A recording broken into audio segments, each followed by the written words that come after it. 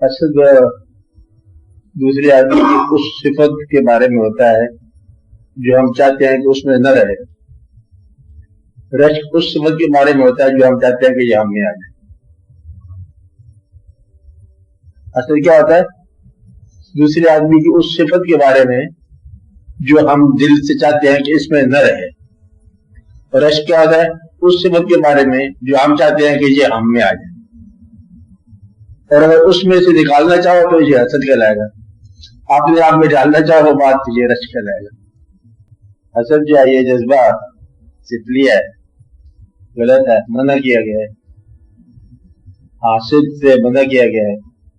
مطلب یہ کہ وہ جو شر حاسد کی شر سے بچنے کے لیے دعا کی جاتی ہے، یا اللہ ہمیں حاسد کی شر سے بچا. وہ گدھا جو ہے نا اپنے آپ میں صفت نہیں پیدا کرنا چاہتا، ہماری صفت کو معلوم کرنا چاہتا ہے. شر اس لیے یہ ہے کہ وہ اس کے دل کی خواہش ہے. دیکھا ہمارے آدمی کی ہوگی چوری، کہانی سنائی تھی آپ کو، رو رہا تھا، روتا جا رہا تھا. لوگوں نے کہا بس کرو، چوری ہوگی، رونا کیوں جا رہا ہے؟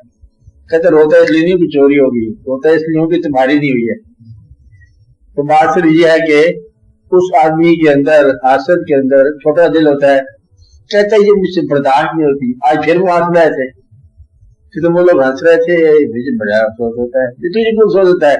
کہتے یہ ہنستے رہتے ہیں، وہ خوش رہتے ہیں، یہ کیسے ہو سکتا ہے کہ اللہ کرے ان کی بھینس ہی مر جائے. یہ ہے حاسد کا کام کہ تمہاری بھینس مر جائے. وہ یہی دعا مانگتا رہتا ہے. کہتے یا اللہ دیکھو میں دیکھ دیکھ کے تھک گیا ہوں، یا تو مجھے بھی وہ چیزیں دے یا پھر ان سے چھین دے. اب یہ دے والی بات ہے تو وہ تھوڑا سا رچ کا معاملہ ہے نا، ورنہ جب چھیننے والی بات پہ آ جاتا ہے تو وہ ہے حسد. حسد جو کرنے والا اپنے اندر اہلیت نہیں پاتا اس صفت کے پیدا کرنے کی، اور چاہتا یہ ہے کہ دوسروں سے صفتیں معلوم ہو جائیں. عام طور پر حسن کے حاسد ہوتے ہیں، خوبصورتی کے حاسد ہوتے ہیں، مال کے حاسد ہوتے ہیں، صفت کے حاسد ہوتے ہیں. جو بھی کمپیٹنٹ صفت ہوگا اس کا حاسد ہوتا ہے. حاسد کرنے والا چھوٹا آدمی ہوتا ہے.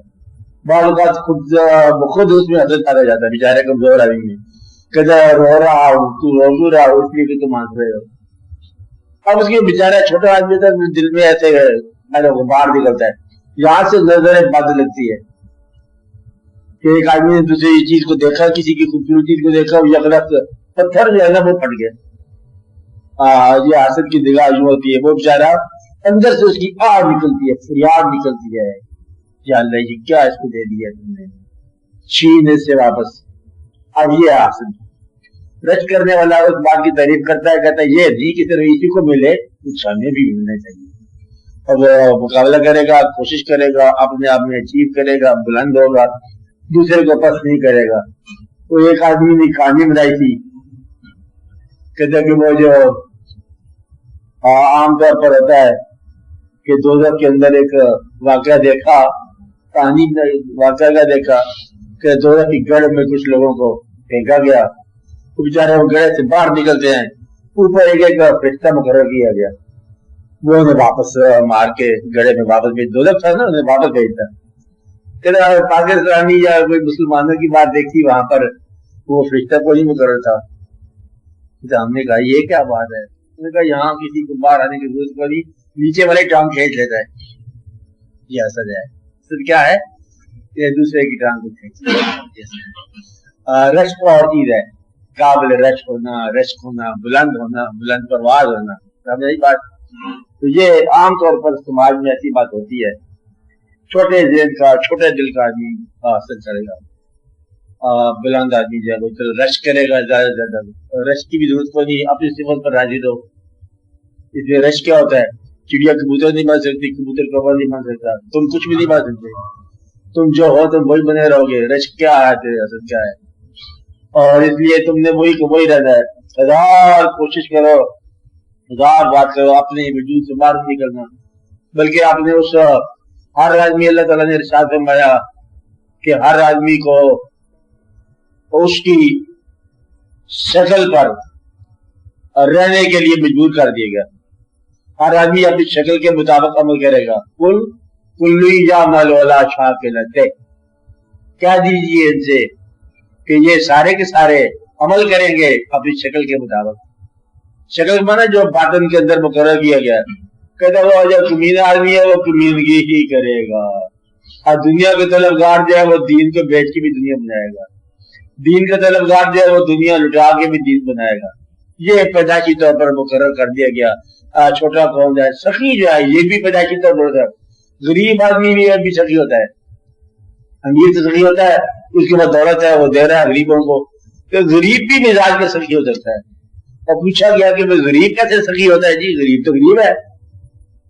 آپ کو سمجھ آئی بات؟ غریب تو غریب ہے، یہ کیسے سخی ہو سکتا ہے؟ کہتے ہیں کہ غریب وہ غریب سخی ہے جو امیر کی دولت کی طرف نگاہ نہ پائے، یہ ہے سخی غریب. اور سخی ہونا جو ہے نا ہر آدمی کا سکتا ہے. احسان کرنے والا سخی ہے، معاف کر دینے والا سخی ہے، دوسرے کے مال کی تمنا نہ کرنے والا سخی ہے. سخی کا معنی دوسروں کو ان کے حال پر رہنے دے، تو اپنا صبر کرتا جا، اب ادھر ادھر جو ہے جھگڑا نہ کر. تو اس لیے یہ پیدائشی صفت ہوتی ہے، سخی ہونا، بخیل ہونا، چھوٹا دل کا ہو جانا.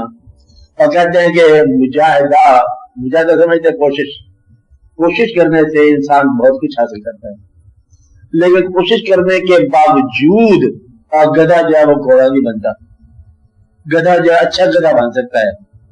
اور اگر اللہ تعالیٰ نے تمہیں جو کچھ دیا ہے اصل اس کے مطابق کام کرو گے تمہیں ترقی ہو جائے گی. چھپانے کی بات نہیں ہے، بدلنے کی بات نہیں ہے، غلط مزاج ظاہر کرنے کی بات نہیں ہے. جتنا تم ہو اتنا ہی اس نے مقرر کر دیا گیا. ہر آدمی اس میں اپنے عمل کے اندر رین رکھ دیا گیا، ایک اور جگہ پر ہے. ہر آدمی اپنے عمل میں رین رکھ دیا گیا. اللہ تعالیٰ نے اس کو مقرر کر دیا یہ تیری حدود ہے، اس سے تم باہر نہیں جا سکتے. پرندہ بلند پروازی میں اتنے ہی رہے گا جتنی مقرر ہوگی حد، اور سمندر میں تیرنے والے اتنے رہیں گے جتنی ان کی حد مقرر ہو گئی ہے. ہر آدمی ایک دوسرے کی حد کے اندر داخل نہیں سکتا. تو اس لیے صفات ہے یہ بھی، اس لیے رچک کرنا بھی کوئی خاص بڑی صفت نہیں ہے. بار بار دعا کرنی چاہیے کہ اللہ اس کو اس کی صفت میں محفوظ رکھے، ہمیں ہماری صفات میں محفوظ رکھے. اور حسد تو کرنا، اگر حسد پیدا ہو جائے اس کے لیے تو بڑا ہی توبہ طے کرنی چاہیے کہ میرے دل میں دوسرے کے لیے حسد پیدا ہو رہا ہے، اور سمجھو کہ دل آپ کا رحمت سے محروم ہو گیا. جی آپ دل کا جائزہ لینا چاہیے کہ اگر یہ ہے کہ یہ اس میں اس کے اندر سے بدتری جائے، اللہ دینے والا ہے اور تم نکالنے والے ہو، تو یہ باقاعدہ کہتے ہیں کہ یہ ضد ہو جائے گی فطرت کے ساتھ، اور یہ گناہ ہے کہ اللہ نے اس کو بادشاہ دیا ہے دینے دو، اللہ کا مال ہے اس کو جو ملا ہے اس کو چلنے دو. تو کسی کی صفت سے جھگڑا نہ کرنا اس میں ضروری بات ہے. یہ بھی وضاحت کر لو. اگر اللہ کریم نے اس میں صفت دی ہے تو تم صفت کو منسوخ کرو. ایک مقام. دوسرا مقام بعض اوقات وہ صفت نہیں ہوتی، صفت نما کوئی چیز ہوتی ہے، اور وہاں حکم ہے اس کے ساتھ جہاد کرنے. اب یہ مقام دیکھ لو، دونوں مقام ہیں.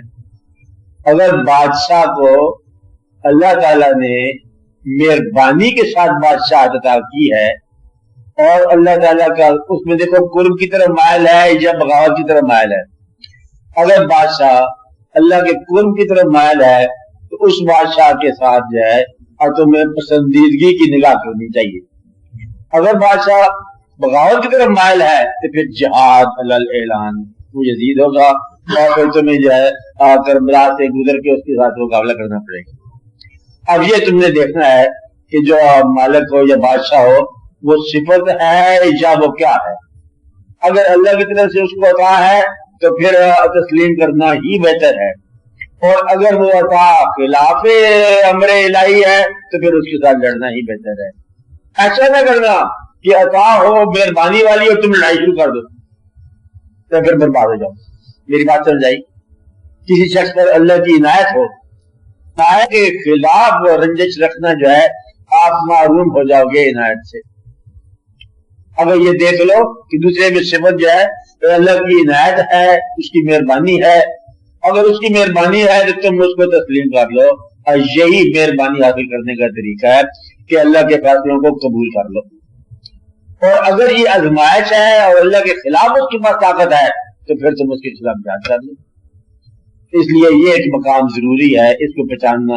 اور باقی رشک بھی اور رسد بھی دونوں آپ کی انسانی صفات ہیں، اور بلند سے بات تو یہی ہے آپ اپنے آپ میں راضی رہو، اپنی صفت کو دریافت کرو اور اس کو پہچانو کہ تم کیا ہو. وہ اپنی بلا سے ڈوب رہے یا مار رہے، وہ کیا ہے، وہ اس کا مقام، اس کو وہ منظور ہے، اس کا مقدر اس کو مبارک ہو. ہمیں اپنا مقدر جذب کرنا ہے، ہم نے اپنے اپنے مزار میں رہنا ہے، اپنے اپنے مزار میں ہوگی اپنی اپنی صفات کی خوشبو، اپنی اپنی صفات کی خوشبو لے کے جانی ہے.